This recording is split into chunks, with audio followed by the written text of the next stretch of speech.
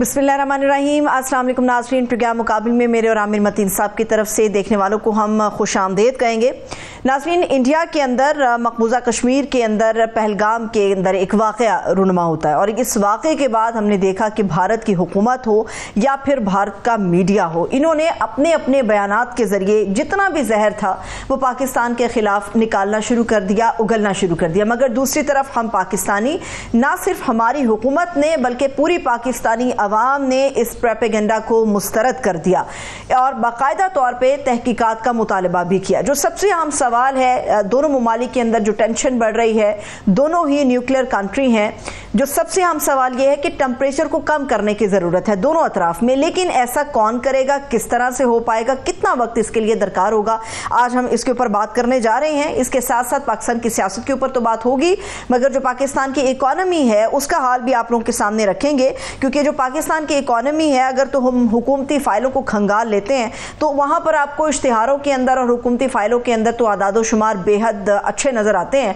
और बेहतरीन की तवक्को मज़ीद भी आवाम को दिलाई जाती है कि हम बड़ा अच्छा काम करने जा रहे हैं।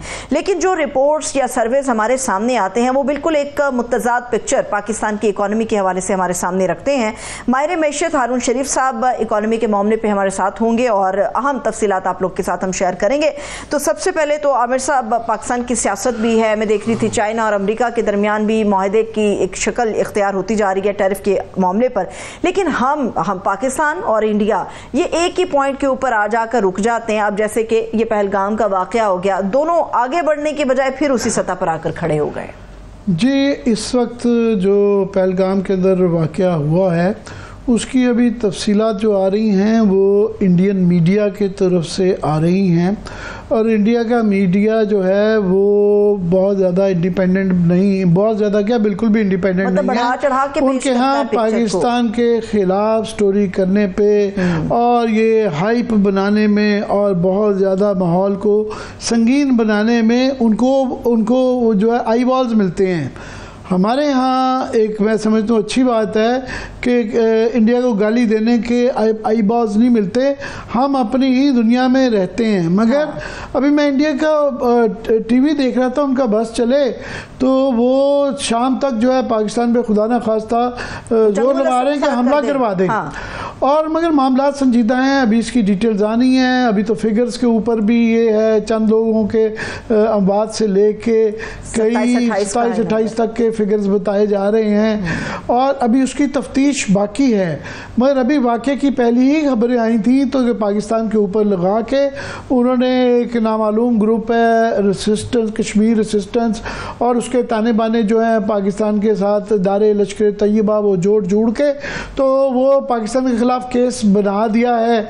और वहाँ पे एक मामला संजीदा है कि मोदी साहब ने एक ट्वीट की है जिसमें उन्होंने ज़ाहिर है पाकिस्तान को अभी तक तो नाम नहीं लिया, मगर दहशतगर्दी के हवाले से हम वो बड़ा सख्त अल्फाज है, उसके ज़ाहिर है सिविलियंस के ऊपर दहशतगर्दी जो है वो काबिल मज़म्मत ही होती है। मगर उसके अंदर 2-3 पहलू हैं, ये कि तफ्तीश बड़ी ज़रूरी है और इंडिया की और मोदी साहब की ख़ास तौर पे एक तारीख रही हुई है कि इससे पहले भी हमें ज़्यादा मुहतात होने की ज़रूरत है, ज़्यादा जो है तदबीर करने की ज़रूरत है।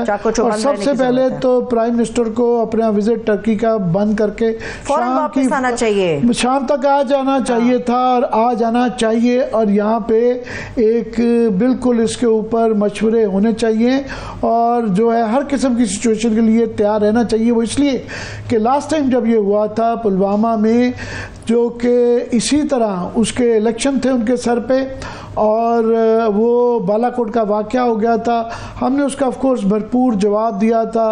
वो जो है अभिनंदन साहब की वो टी बॉय जो है उनका जहाज़ गिरा लिया था और उन्होंने उसको भी अपनी फतह करार दे के विक्ट्री के निशान बांध के छाती ठोक के इलेक्शन में मोदी साहब ने अपने आप को हीरो के तौर पे पेश किया था। अभी बिहार में इलेक्शन आने वाले हैं, उनके लिए बड़ा ज़रूरी है क्योंकि ये 2 पिछले साल के जो इलेक्शन थे ये बड़े कम मार्जिन के साथ वो जीते हुए हैं। कोलिशन गवर्नमेंट उनको बनानी पड़ी हुई है तो उनके लिए अब बिहार के इलेक्शन बड़े इम्पॉर्टेंट हैं। तो खुदा ना खास्ता कोई वो एडवेंचरिज्म करने की कोशिश ना करें, हमें उसके लिए तैयार रहना है। दूसरा उसका पहलू ये है कि हमारे बलूचिस्तान में और केपी में तवातर के साथ जो है पिछले पूरे साल में हमले होते रहे हैं और रोज़ ये होता है और वो उसके हम सबूत भी देते हैं। अभिनंदन कुलभूषण यादव से लेके बाद में भी सबूत आते हैं कि टीटीपी की पुष्पनाई इंडिया कर रहा है, मगर उसके ऊपर खामोशी रहती है, कभी कोई जवाब नहीं आता। अभी यहाँ तफ्तीश भी इल्ज़ाम हमारे पे पहले लग गया, पाकिस्तान के ऊपर लग गया। अगर आपकी इजाज़त तो आमिर साहब, पहलगाम का जो वाक़या है इस पर बात करने के लिए हमारे साथ बड़ी मोहतरम है साबिक सफ़ीर डॉक्टर मलिहा लोधी साहिबा मौजूद हैं। बहुत शुक्रिया डॉक्टर साहब आपके कीमती वक्त के लिए। जी आमिर साहब। जी डॉक्टर साहब, ये पहलगाम के अंदर जो वाक़या है मुतज़ाद अमवात की खबर आ रही है, चंद अफराद से लेके 26-28 तक के फिगर्स बताए जा रहे हैं, मगर इससे पहले जो है एक उड़ी में 2016 में हुआ तो मुबैना उस वक्त स्ट्रेटिजिक स्ट्राइक उन्होंने कर दी। उसके बाद 2019 में पुलवामा में हुआ तो बालाकोट का वाक़या हो गया। हमने ऑफ कोर्स जो है उनको उसका बड़ा अच्छा जवाब दे भी दिया, भरपूर जवाब दिया।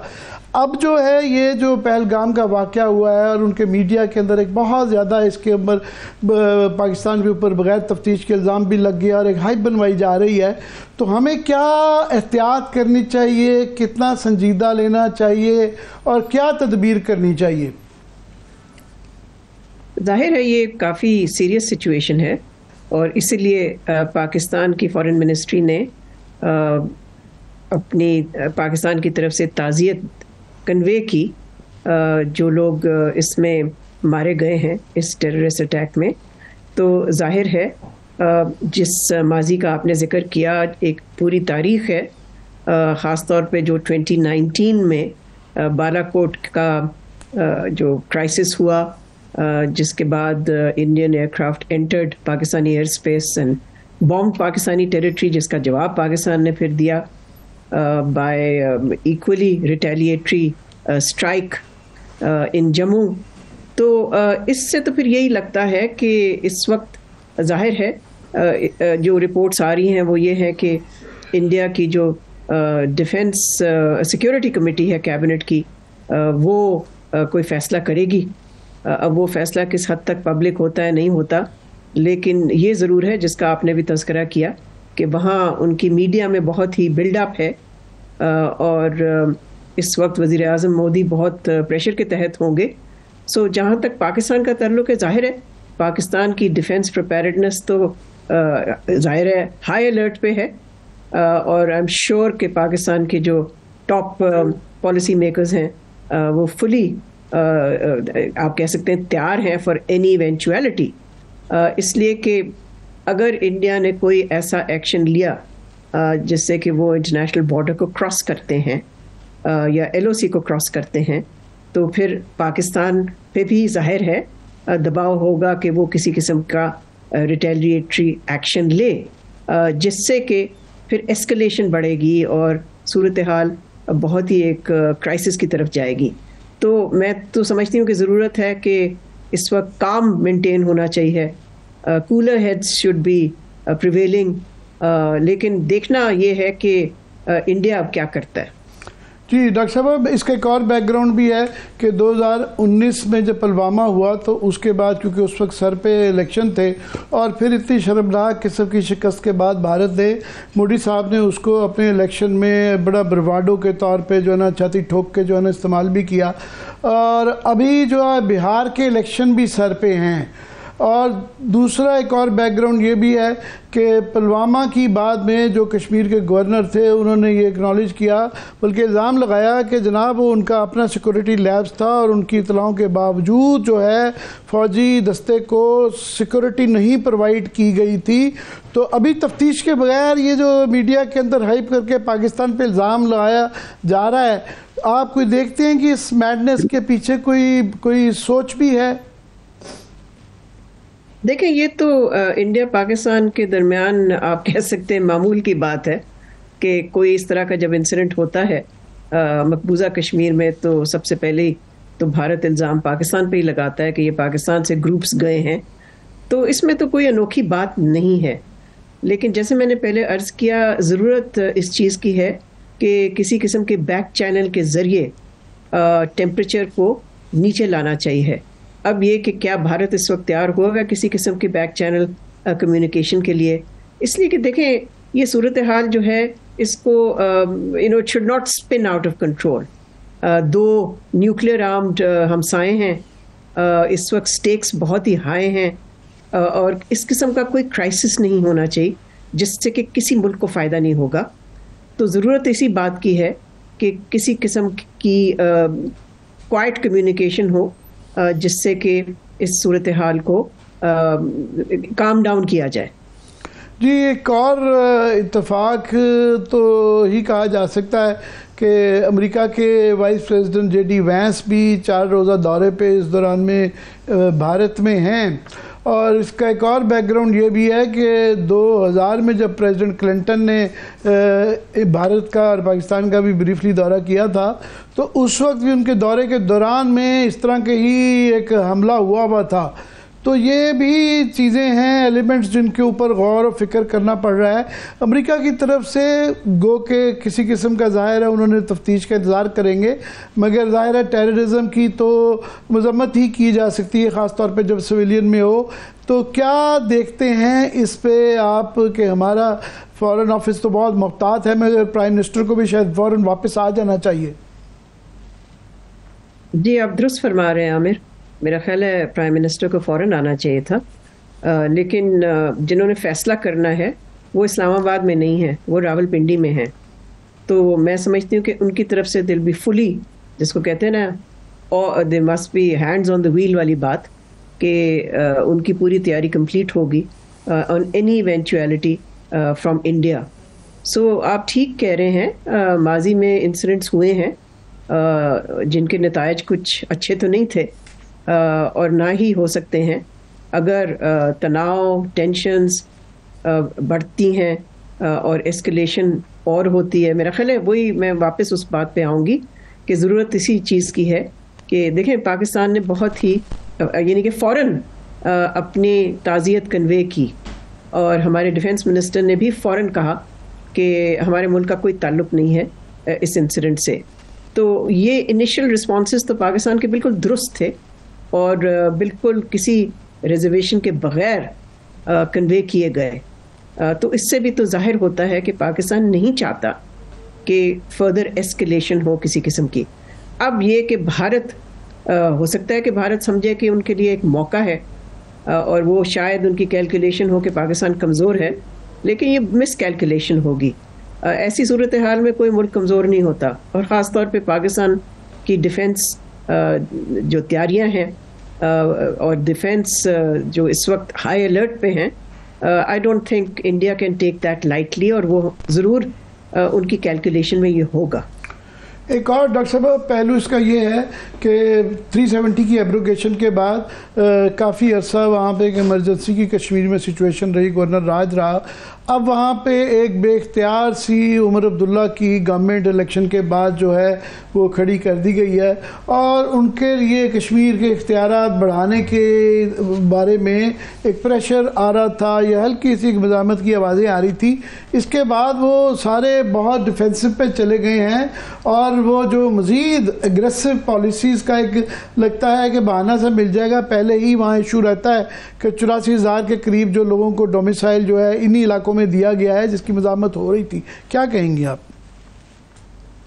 देखिए, भारत ने 2019 के बाद जिस किस्म की रिप्रेशन इस्तेमाल की है वो तो आपके सामने है।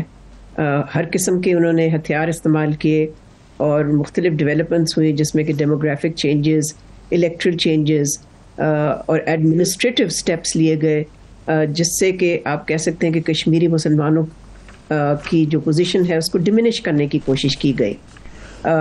उस हवाले से फिर एक इलेक्शन हुआ जिसका आपने तस्करा किया, और वो भी ऐसे हालात में जो कि आप ये तो नहीं कह सकते कि वो किसी तरह से फ्री एंड फेयर था। एक मकबूजा फ़ौज अगर हो एक इलाके में तो वो किस किस्म के फ्री एंड फेयर इलेक्शन हो सकते हैं, वो तो नामुमकिन है।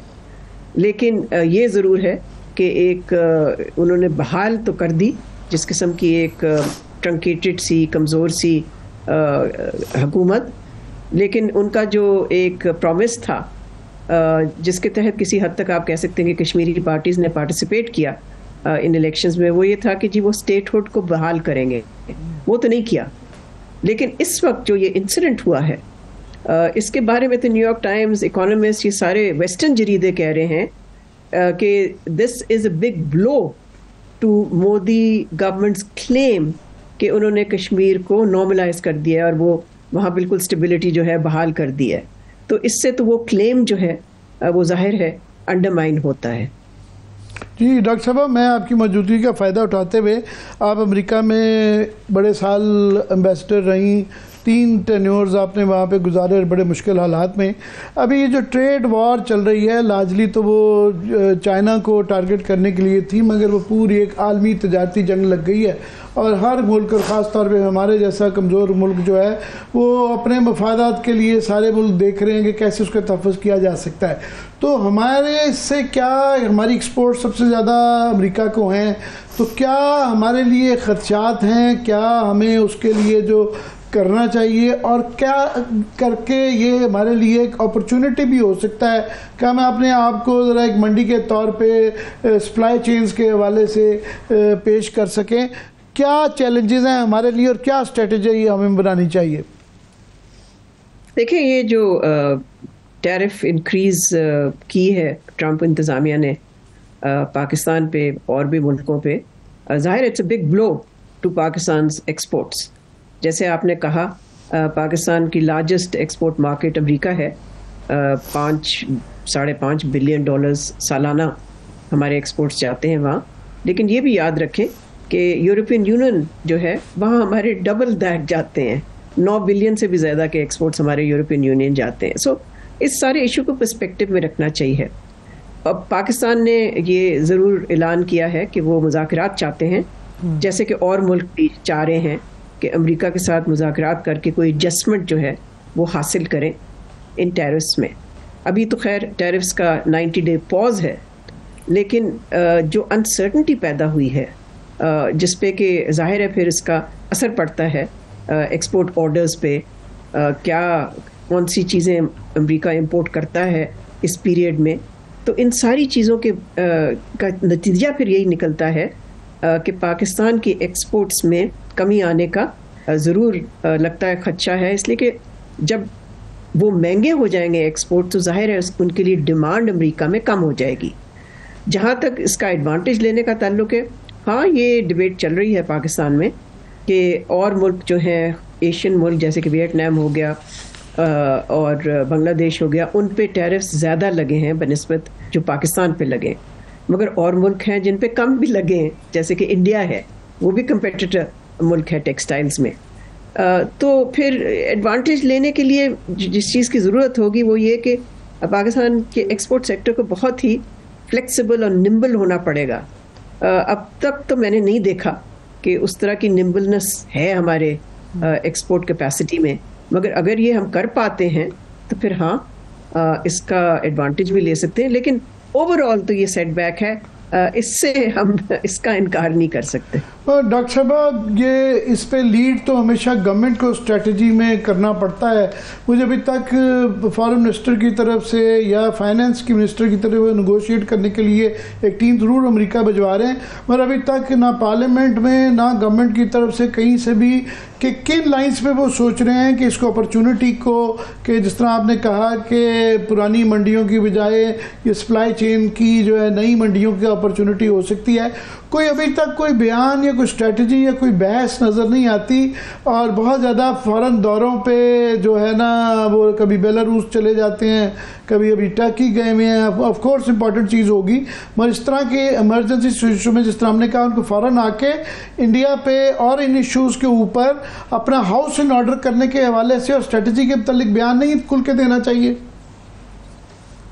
आमिर, आप बिल्कुल ठीक कह रहे हैं। मेरा ख्याल है हाउस इन ऑर्डर की तो बहुत ज़रूरत है, बल्कि अगर हमने अपने एक्सपोर्ट सेक्टर को स्ट्रेंथन करना है, चाहे ये टैरिफ्स हों या ना हो, तो उसके लिए तो हमें अंदरूनी जो पॉलिसीज़ इख्तियार करनी है, जो डाइवर्सिफाई करना है अपना एक्सपोर्ट बेस जो बहुत नैरो है, और जिस किस्म के इश्यूज़ को एड्रेस करना है घर पे, मेरा ख्याल है उसकी ज़्यादा ज़रूरत है बनिस्बत हमेशा बाहर देखना कि बाहर से क्या हो रहा है नहीं हो रहा।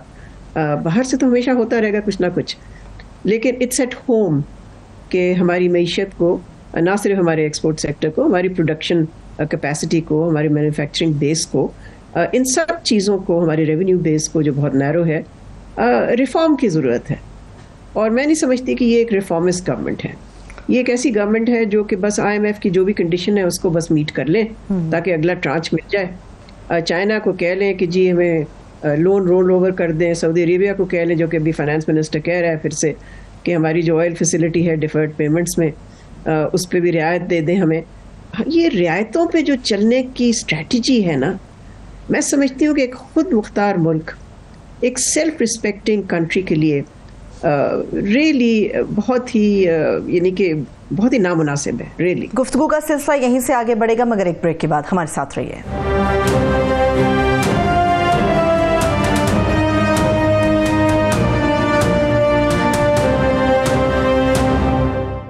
ब्रेक के बाद एक मरतबा फिर से तमाम देखने वालों को खुश आमदीद कहेंगे। ओवर टू यू आमिर साहब। इस्लाहात तो बड़ी अच्छी बात है, मगर बुनियादी तौर पे यहाँ पे मुल्क के अंदर एक अमन होना चाहिए, और इस वक्त सारे ही सूबों में कोई ना कोई सिक्योरिटी के हवाले से इश्यूज़ हैं या सियासी तनाज़ात चल रहे हैं। पॉलिटिशियंस जो हैं आपस में नहीं बैठ पा रहे, ख़ास तौर पे ये इंडिया की पॉसिबल धमकियों के बाद जो है ज़्यादा ज़रूरत होगी कि सारे मिल बैठ के इसके ऊपर एक जो है कंसेंसस के साथ पॉलिसी बनाई जाए, मगर उसके कोई यहाँ पे आसार दूर दूर तक नज़र नहीं आते। आमिर, आप बिल्कुल ठीक कह रहे हैं। जिस चीज़ की ज़रूरत है वो यही है, नेशनल कंसेंसस। और नेशनल कंसेंसस से ही हम अपने इकोनॉमिक, पॉलिटिकल और बाकी सिक्योरिटी के जो चैलेंजेस हैं उनका सामना कर सकते हैं इफ़ेक्टिवली। तो यहाँ तो कोई मुझे तो जैसे आप भी कह रहे हैं, मुझे कोई इंटरेस्ट नहीं नज़र आ रहा कि किसी किस्म की एफर्ट की जाए जिससे कि जो हमारी पॉलिटिकल कॉन्फ्रंटेशन चलती रहती है उसमें कमी आए और किसी किस्म का किसी किस्म की ग्रैंड कंसेंसस हो ऑन कोर इश्यूज़ जिनको एड्रेस किए बगैर पाकिस्तान कोई तरक्की नहीं कर सकता। अदरवाइज तो बस एक मडलिंग थ्रू का ही है प्रोसेस जो चलता है, यानी कि हमारी गवर्नेंस जो है वो बस मडल थ्रू ही है, वो बग़ैर किसी विजन के, बग़ैर किसी स्ट्रेटेजिक प्लान के, बग़ैर किसी नेशनल कंसेंसस और नेशनल यूनिटी के।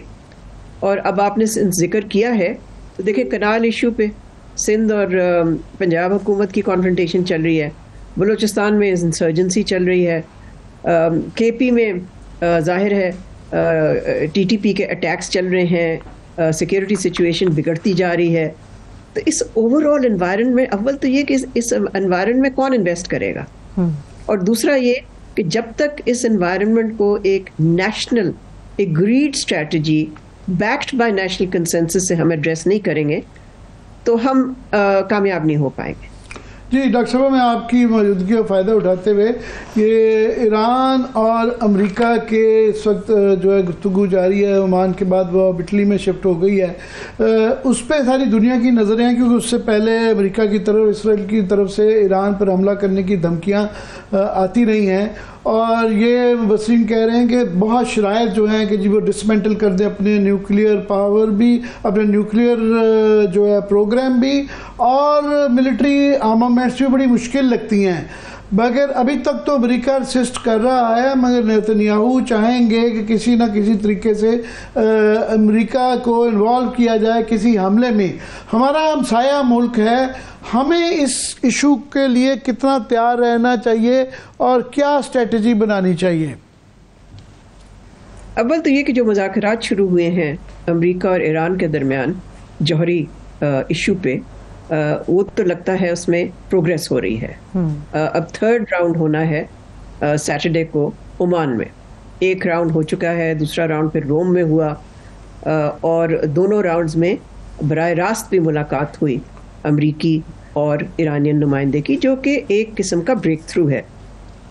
लेकिन जाहिर है अभी इश्यूज़ रिजॉल्व करने बाकी हैं। ईरान की तवक्को ये है कि ट्रंप एडमिनिस्ट्रेशन सिर्फ अपना फोकस एक इशू पे रखेगा, और वो है कि ईरान कोई जौहरी वेपन या हथियार ना डेवलप करे, और वो ज़्यादा पाबंदी नहीं लगाएगा ईरानियन न्यूक्लियर इनरिचमेंट पे। अगर ये होता है तो फिर तो ईरान तैयार होगा ऐसी एग्रीमेंट के लिए।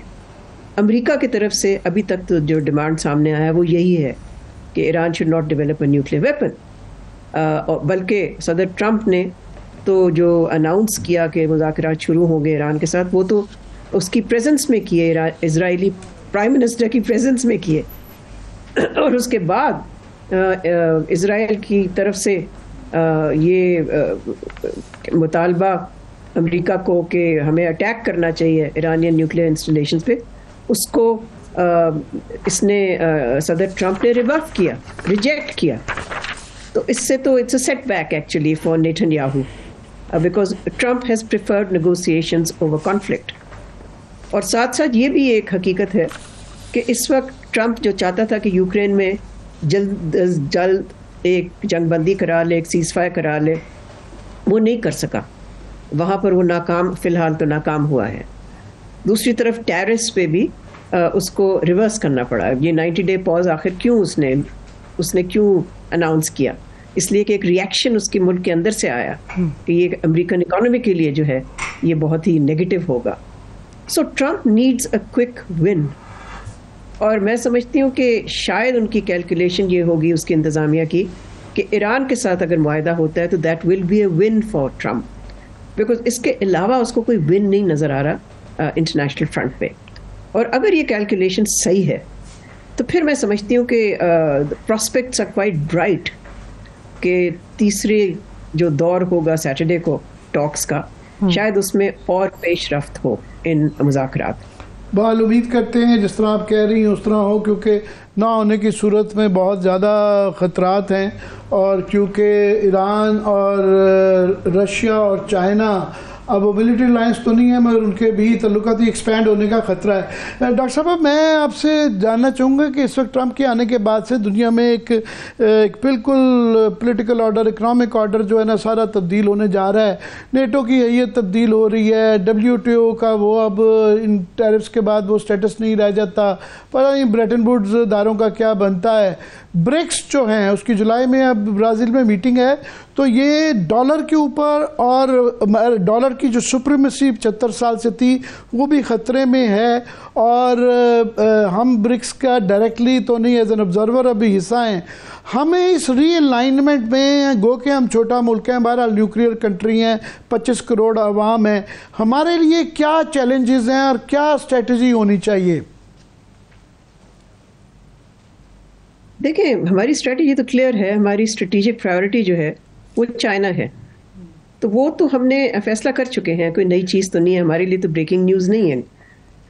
अब ये है कि इस वक्त जिस तरह से अमेरिका ने ओन गोल्स किए हैं और एक्चुअली अपने आप को आइसोलेट कर दिया है दुनिया में, तो उससे तो फिर लगता ही कि हमारी अलाइनमेंट्स तो फिर दुरुस्त रही हैं ना, इसलिए कि we are on the right side of history. लेकिन देखना अब ये है कि आगे जाके किस हद तक अमेरिका की जो इंटरनेशनल पोजीशन है वो मज़ीद कमज़ोर होती है, या ट्रंप वो एडजस्टमेंट्स करता है। उसका वो तो ही इज़ बादशाह है रिवर्सल्स का ना, यू टर्न का तो किंग है ना वो, तो हर चीज़ पे वो यू टर्न भी करने को तैयार होता है। मगर दुनिया तब्दील हो चुकी है। देखें, ट्रंप का अगर ये ख्याल था कि वो एक यूनिपोलर वर्ल्ड में अपनी बुलिंग से और अपने प्रेशर से दुनिया को बेंड करेगा टू हिज विल, तो ये तो नहीं होगा और ना ही हुआ है। हर जगह कंट्रीज़ आर रेजिस्टिंग और वो नई एडजस्टमेंट्स कर रहे हैं। कंट्रीज़ जो उनके अपने एलाइज हैं, आपने नेटो का जिक्र किया, जो एलाइज हैं वो कह रहे हैं कि जी अब हमें अपने आप पे डिपेंड करना पड़ेगा अपनी सिक्योरिटी के लिए। तो ये तो फिर बहुत ही बड़ी तब्दीली है थैंक्स टू ट्रंप, जो कि अमेरिका को उसकी पोजीशन मैं समझती हूँ फर्दर वीकन कर रहा है। देखिए, हर चीज़ ट्रस्ट पे मबनी होती है, भरोसे पे। तो ट्रस्ट अगर लूज़ कर जाते हैं अमेरिका में उसके अपने एलाइज, तो फिर जाहिर है अमेरिका की इंटरनेशनल स्टैंडिंग तो इफ़ेक्ट होगी ना।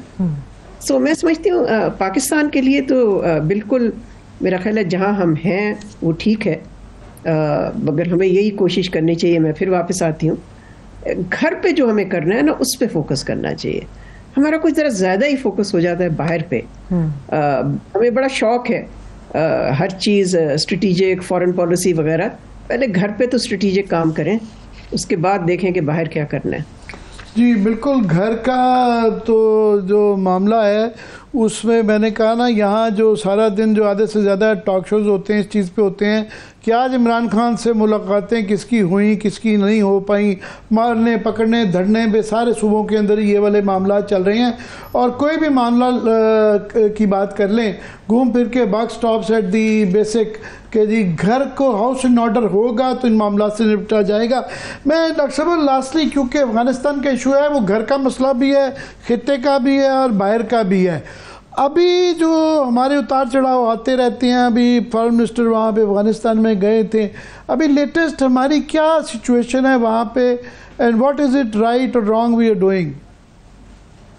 किसके हवाले से? अफगानिस्तान।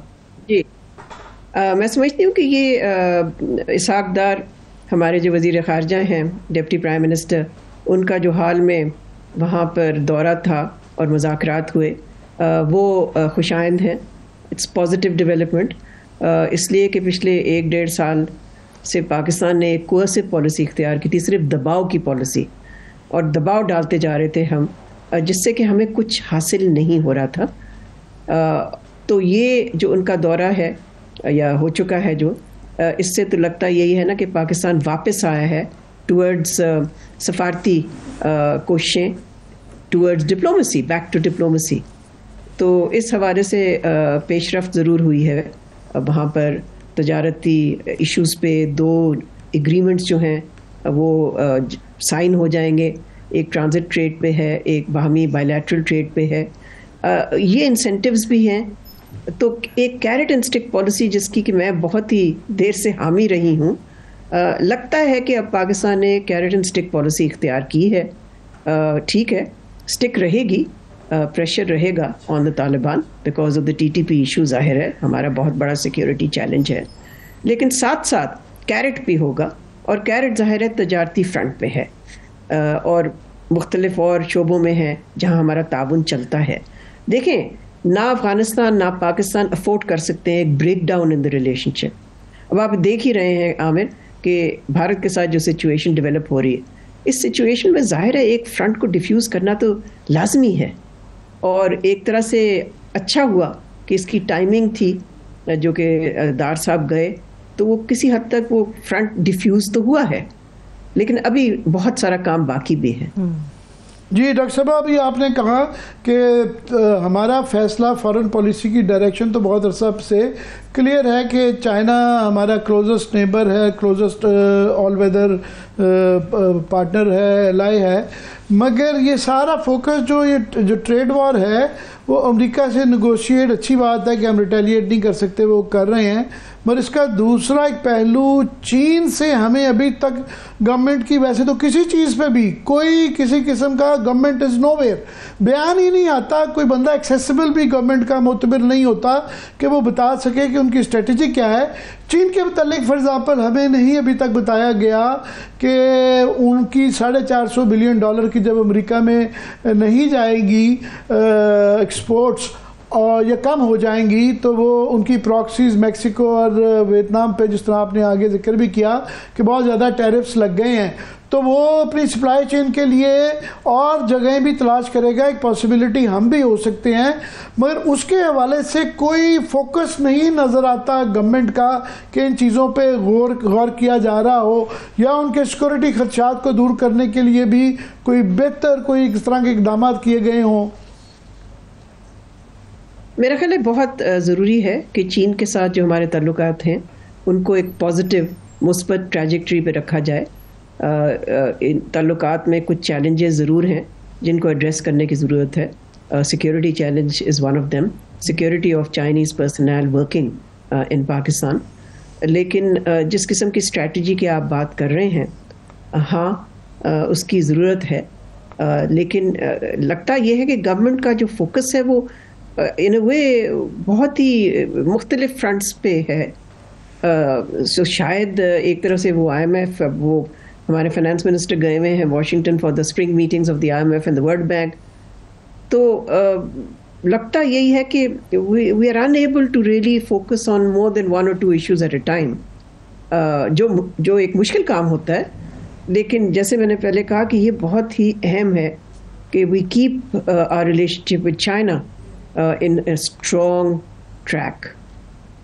जी डॉक्टर साहब, घूम फिर के सारे ही मामलात में कंसेंसस आपकी बातों से यही निकला है कि हाउस इन ऑर्डर, तमाम चैलेंजेस को दूर करने के लिए हाउस इन ऑर्डर करना पड़ेगा और अपना अंदरूनी मामलात को अफाम तफहीम से तय करना पड़ेगा। बहुत बहुत शुक्रिया डॉक्टर साहब आपका हमारे लिए वक्त निकालने का। गुफ्तगू का सिलसिला यहीं से आगे बढ़ेगा, मगर एक ब्रेक के बाद हमारे साथ रहिए।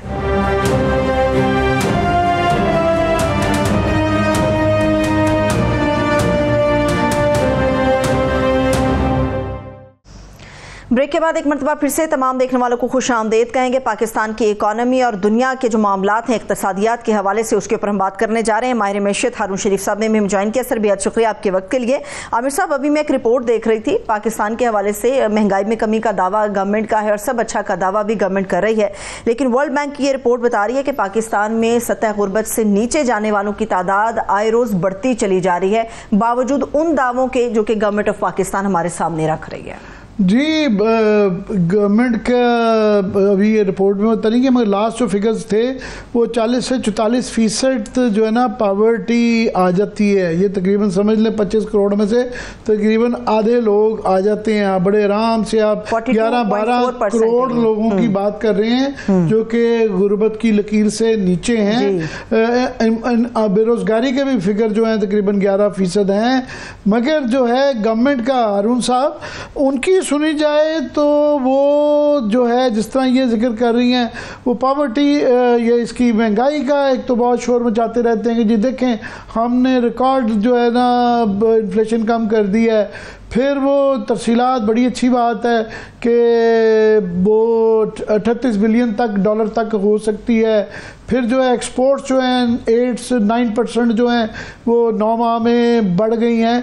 अच्छी चीज़ें भी हैं, मगर लार्जर जो इकोनॉमिक हमारे इश्यूज हैं वो भी बरकरार हैं कि हम गवर्नमेंट की तरह we are out of the woods. जी बहुत शुक्रिया आमिर सरवत। देखिए बात इस वक्त ये है कि दो तरह की इकॉनमी चल रही है, एक हुकूमत की इकॉनमी है और एक लोगों की इकॉनमी है, which is what we call people centric and state centric.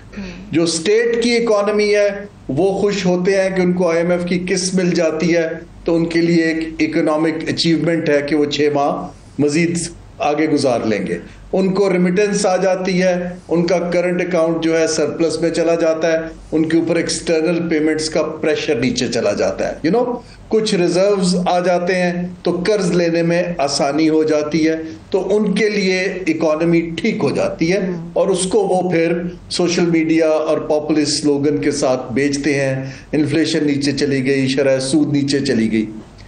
एक लोगों की इकोनॉमी है जो रियल पाकिस्तान की पॉपुलेशन है, जिसमें 11 मिलियन लोग गुर्बत की सतह के नीचे हैं, जिसमें सफेद पोश की कंजम्पशन पावर उड़ चुकी है।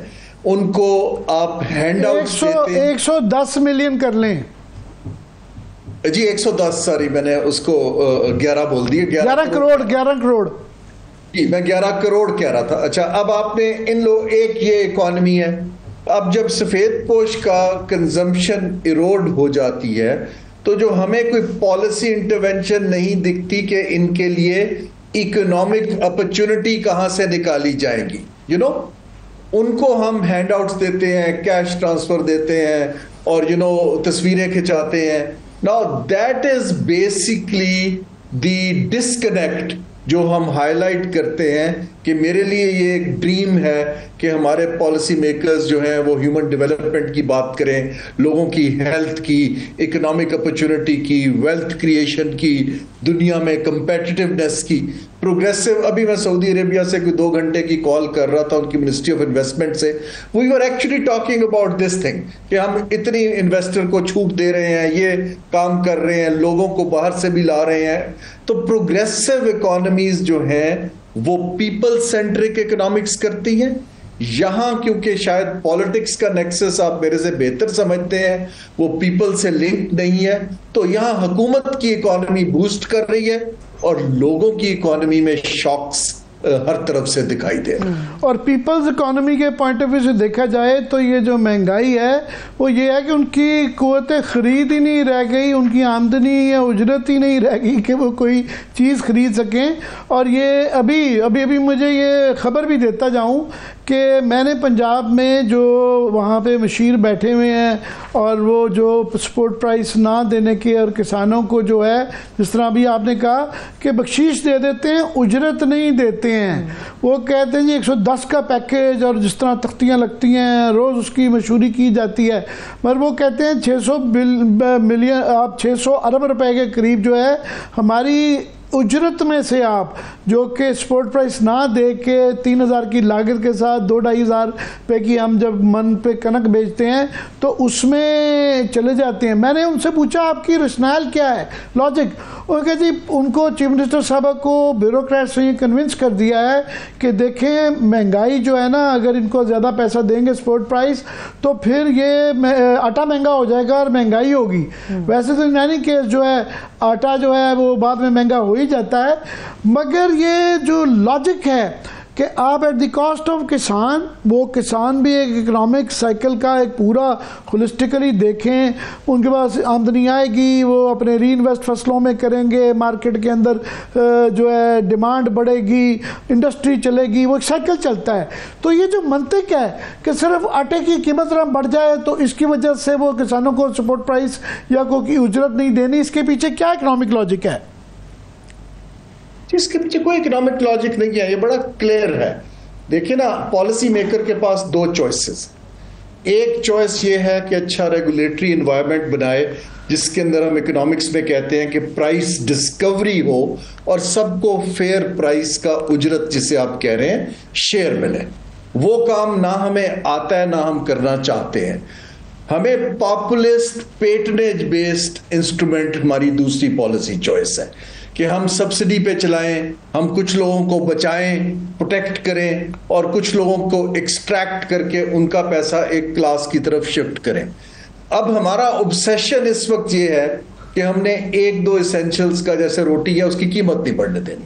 अब कीमत ना बढ़ने देने के लिए टैक्स पेयर का पैसा डाल के सब्सिडाइज तो आप कर सकते हैं, लेकिन आप उसकी पूरी वैल्यू चेन को कैसे बगैर रेगुलेशन के ट्रांसपेरेंट और फंक्शनल कर सकते हैं ना।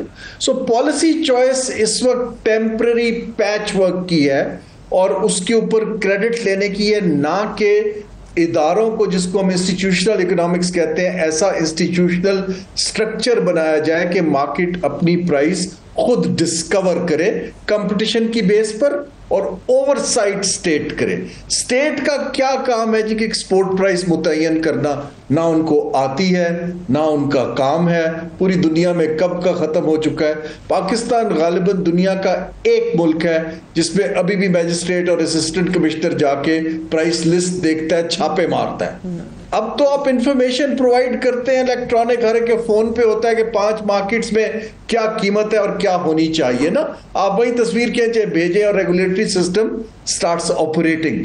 हम अभी तक उस माइंडसेट से, मेरी तो बड़ी क्लियर है कि हम निकल नहीं पा रहे। और बड़ी अच्छी, आप सॉरी आपकी बात काट रहा हूँ, बड़ी अच्छी बात है कि जो है इंटरनेशनली जो ट्रेंड चलता है कि जनाब ये स्पोर्ट प्राइसेस के ज़माने गए, मगर अमेरिका भी सब्सिडाइज करता है। हमारा भारत जो है इंडिया, वो सपोर्ट प्राइस 3800 रुपये हमारे पाकिस्तानी रुपए के मुताबिक उन्होंने मन दी है। या तो टोटल आपका वो वाला फ्री मार्केट सिस्टम हो ना, तो यहाँ जब आप पिछले साल बम्पर क्रॉप थी, $1 बिलियन का आपने इंपोर्ट कर ली, और जब यहाँ पे फिगर्स भी स्टॉक के गलत आते हैं, इंपोर्ट एक्सपोर्ट, और उसके अंदर माफियाज भी बैठे हुए हैं, तो पूरा उनकी दफ़ा आपको एकदम से फ्री मार्केट और डी रेगुलेशन का ख्याल आता है। मतलब ग्रेजुअली ये किए जाते हैं काम, अच्छे तरीके से दोनों चीज़ों को किया जा सकता है। उसमें क्या कहेंगे आमिर साहब? ये इसकी एक सिमत होती है।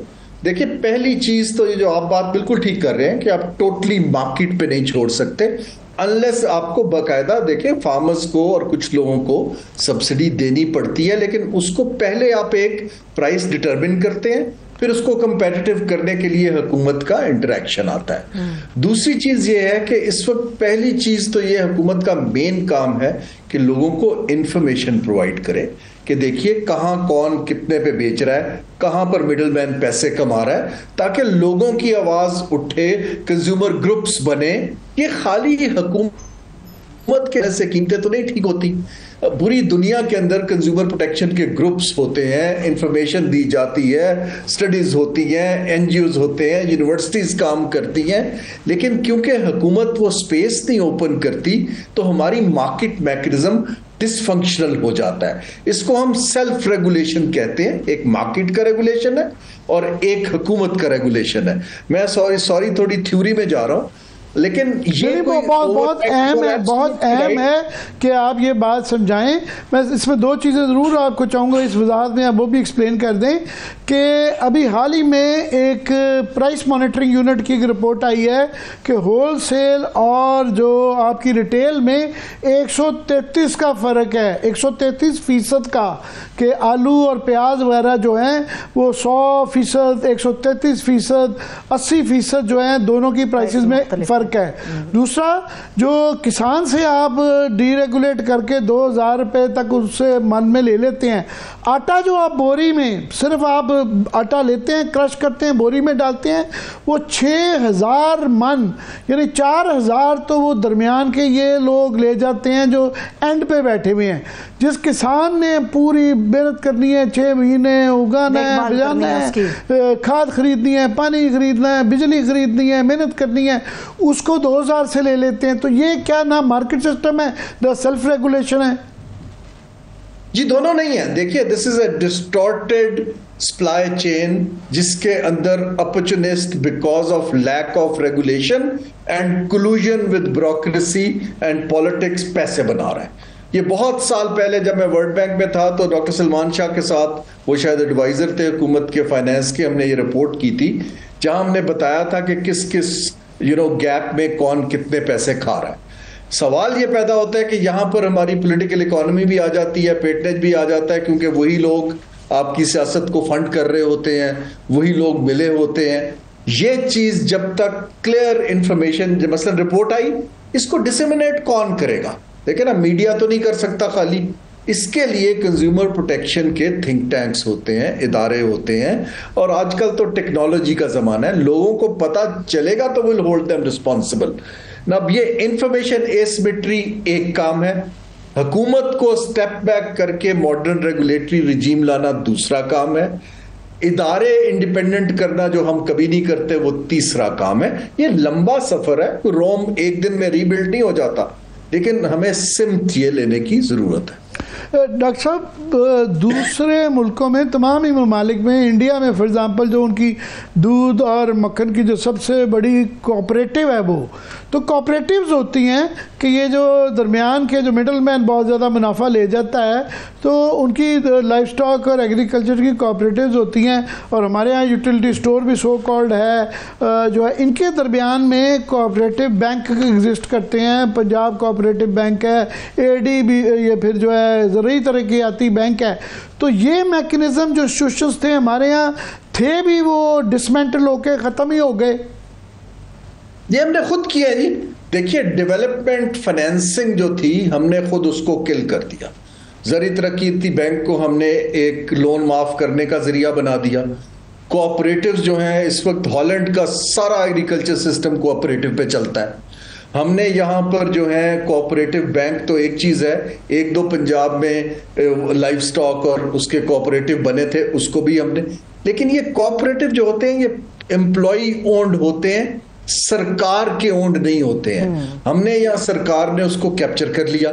इवेंचुअली हमारे जो 5-7 जो बड़े ग्रुप हैं जो बैंकिंग सेक्टर को कंट्रोल करते हैं, उन्होंने कमर्शियल बैंकों के थ्रू सारे डेवलपमेंट फाइनेंस के सिस्टम को डिस्टॉर्ट कर दिया, डिसफंक्शन कर दिया, क्योंकि उनकी पॉलिसी के ऊपर इतनी गहरा इन्फ्लुएंस है कि ये बाकी इदारे जो थे ये बंद हो गए। आप देखें ना, आप कोई लॉन्ग टर्म प्रोजेक्ट फाइनेंसिंग है, ना एग्रीकल्चर फाइनेंसिंग है, ना क्लाइमेट फाइनेंसिंग है। अब जो कमर्शियल बैंक है उसका ओनरशिप ऐसा है कि वो सिर्फ बड़े आदमी के क्लब को फाइनेंस करते हैं, या मैं अभी ट्रेंड देख रहा हूं फिर से कि वो कंज्यूमर फाइनेंसिंग फाइनेंसिंग में जा रहे हैं, रिकॉर्ड कार फाइनेंसिंग हो रही है। कार फाइनेंसिंग इसलिए हो रही है कि कारों की कंपनियों के मालिकान भी वही हैं। सो वी गॉट टू सी के फाइनेंशियल सिस्टम की इस वक्त जो आउटरीच और इफेक्टिवनेस है वो लोगों, अगेन पीपल सेंट्रिक नहीं है, वो एक एलीट सेंट्रिक। आपने बहुत अच्छी ये जो है ना आखिर में सम अप जो किया है कि बैंकों के प्रॉफिट जो हैं वो बिलियन, हंड्रेड्स ऑफ बिलियंस के अंदर जो है ना वो जाते हैं हर साल, और परसेंटेज अगर देखी जाए जो स्मॉल एंड मीडियम एंटरप्राइजेस को है वो 5 से 7% है, और किसान को देखी जाए वो भी छोटा किसान या छोटा कारोबारी उसको कर्जा नहीं मिलता। बिग इंडस्ट्री और गवर्नमेंट, लार्जली तो वो गवर्नमेंट ले जाती है, पीछे बचता ही कोई नहीं है और रेगुलेट करने के लिए कोई भी नहीं है। बहुत बहुत शुक्रिया डॉक्टर साहब, आप बड़ी एक किस्म का फूड फॉर थॉट छोड़ जाते हैं। मैं सोचता रहूँगा वहाँ भी है, सो आई होप के सोचेंगे। बहुत शुक्रिया, थैंक्स सो मच हारून शरीफ साहब हमारे साथ मौजूद थे, आपके वक्त के लिए बेहद शुक्रिया। आमिर साहब आपका भी शुक्रिया, इजाज़त दीजिए, अपना बहुत सा ख्याल रखिए, खुदा हाफिज़।